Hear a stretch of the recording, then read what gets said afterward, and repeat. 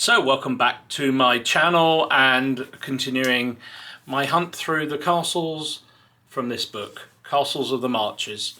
This is a book I've talked about before. It covers about 120, 130 castles along the Welsh-English border that were primarily started, or at least the sites were started by the Norman lords after William I's conquest of England in 1066. So here goes. Here's another castle coming right up. So the next castle we're going to take a look at is Bridgnorth Castle. It's probably the most easterly of all the castles that are in the Castles of the Marches book. It's still in Shropshire, but it's very, very close to Wolverhampton and Birmingham. Also very close to Ironbridge and that area of Shropshire.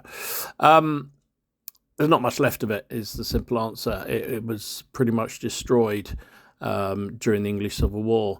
But originally, Bridgnorth was built in around 1101 by Robert de Bellemare, who was the son of a French earl, Roger de Mortimer, who succeeded his father as the Earl of Shrewsbury. But it was probably built on the site of a Saxon burh, originally built by Athelstan in 912. It certainly commands a dominating view over the river below and various crossing points that are there today. And in fact, it's so steep that the Victorians built a vernacular to take people up and down the hill. And it's still there today and runs during the season at least. It wasn't running when we were there. In fact, it was getting some maintenance, but it's an amazing thing to do. Have done it before, and well worth a ride up and down. The castle, a year after it was founded in 1102, was taken control of by Henry I, King Henry I. And he built another temporary castle on Pan Pudding Hill. Much of what's left of the castle is probably dated to this period, which was around 1105 to 1113. But around 1120, Henry I replastered the walls of the castle and replaced them with better quality stone. It was clearly a very important town and very important fortification for continual expansion and investment. And indeed, the principal feature of the castle, a square great tower, was built during the reign of Henry II in 1160, and the castle was further extended in 1166 to 1174. In the early 13th century, construction to extend the castle continued yet still.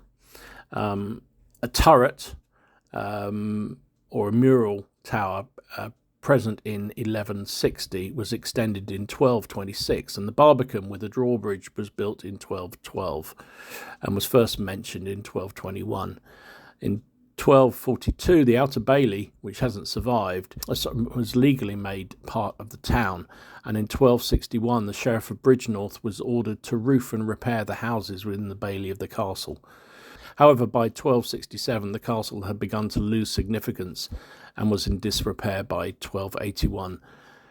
However, it had another resurgence of life, and in 1321 the barons who rebelled against King Edward II during the Despencer War took control of the castle, but by the mid-14th century the castle once again had lost a lot of its strategic importance, probably due to the Black Death, and was largely forgotten about by the 15th century.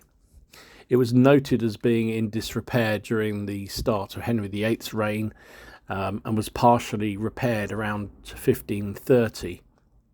John Wayland visited the castle sometime between 1536 and 1542 and described it as follows: "The walls of it be of great height. There's 2 or 3 strong wards to the castle, now gone completely to ruin. I count the castle to be more encompassing than a third of the town. There is one mighty gate by the north of it, now stopped up, and a little postern made for force. thereby through the wall to enter the castle. The castle grounds, and especially the base court, hath many dwelling housings of timber erected within. In 1642, King Charles I described the town of Bridgnorth and the castle as the finest in my domain, which is interesting given the fact it was pretty much ruins, but may indicate that it had been repaired. And during the Civil War, Bridgnorth was one of the Midlands' main royalist strongholds, and in 1642 many royalist forces were garrisoned there. It was partially slighted in 1642 and 1646 when Cromwell's Roundheads arrived with orders to take Bridgnorth for the Parliament, away from the garrison, who was controlled by or led by Sir Robert Howard. Following a 3-week siege started in March 31, 1646, Cromwell was successful and he ordered that the castle be demolished. But before this, they tried a strategy that had failed. A team of men led by engineer Colonel Lavington dug a 21-metre long tunnel into the castle hill known as Lavington's Hole to try and blow up the gunpowder stored within the church of St Mary de Magdalene. But the tunnel was abandoned after the royalists surrendered to Cromwell. Lavington's Hole became one of many other holes on Castle Hill known as Hermitage Caves, which was supposedly dug during the 10th century by Anglo-Saxon historian Athelred. The tunnels are now no longer accessible to the public due to safety concerns, however. By 1647, little of the structure remained of the castle. The parliamentarians had left it much as it is today, with much of the stone being taken and used to repair the town's damaged buildings. In 1821, the Hole in the Wall, a public house built against the ruins of the castle, was demolished, and the postern, the northern Bailey gate belonging to the castle, was rediscovered. It was planned to be kept standing, but later that year, the Bailey gate was demolished by being blown up with gunpowder, as it obstructed traffic. Parts of the Great Tower still remain, but because of the damage caused during the Civil War, it now leans at an angle of 15 degrees, 4 times that of the Leaning Tower of Pisa. By 1900, the castle was overgrown by moss and was beginning to go into another state of disrepair, but in 1956, the castle was donated to the town council, and the overgrown shrubbery and mosses were cleaned off the ruins. And in 1945, the ruined Barbican was rediscovered, and in 2001 the castle grounds were excavated by over 3 days by the archaeological TV programme Time Teams, clarifying the exact layout of the castle and the history of its construction. Today it sits in a beautiful park which overlooks the town of, or the lower town of Bridgnorth. And it's a beautiful location. It's always busy at all times of day, of people wandering around, enjoying the views, perambulating around the site. Bridgnorth itself is a nice market town, lots going on, a lot of history, a lot of old signs of its history through the years, and it's well worth a visit if you ever get over that way.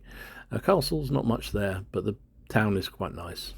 Anyway, I hope you enjoyed it. If you did, please give it a like, and I will come back again with another castle very soon.